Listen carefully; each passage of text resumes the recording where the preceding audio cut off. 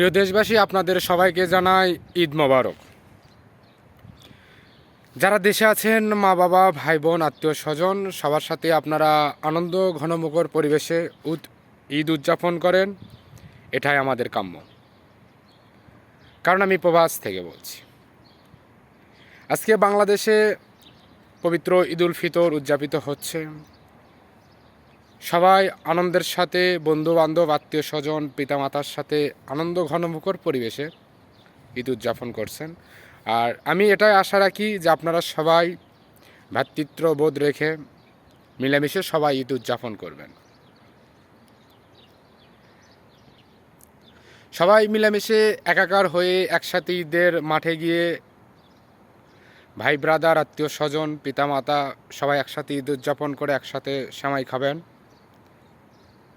এটা আসলেই সবারই কাম্য থাকে, কিন্তু হয়তো যারা প্রবাসে থাকে তারা হয়তো এভাবে ঈদ উদযাপন করতে পারে না।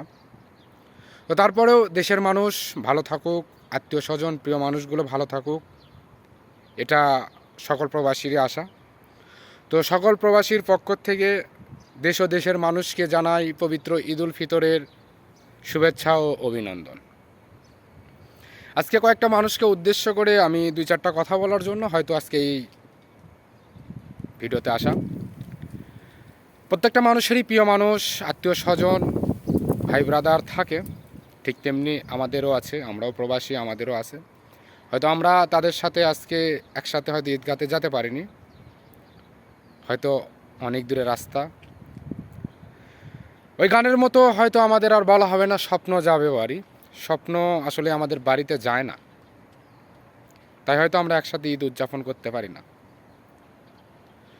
তো আমার আত্মীয় স্বজন, প্রিয় মানুষগুলো, দেশবাসী সবাই ভ্রাতৃত্ববোধ রেখে ঈদ উদযাপন করবে।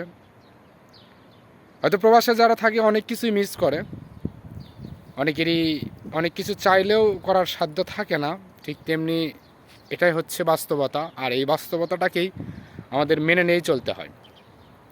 আজকে হয়তো দেশে থাকলে বন্ধুবান্ধব, আত্মীয় স্বজন বা অনেকের সাথে হাই হুল্লোড় করে ঈদ উদযাপন করতাম, কিন্তু বাস্তবতার কাছে জীবন যুদ্ধে হারে গেছি।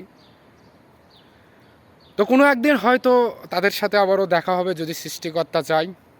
তাদের সাথে হয়তো আবারও ঈদ উদযাপন করবো, একসাথে চায়ের দোকানে আড্ডা দিব, একসাথে হয়তো হই হল্লার করবো। এই আশায় হয়তো আজকে প্রবাসের মাটিতে বসে আছি। তবে প্রিয় বন্ধু বান্ধব, তোদেরকে খুব মিস করছি।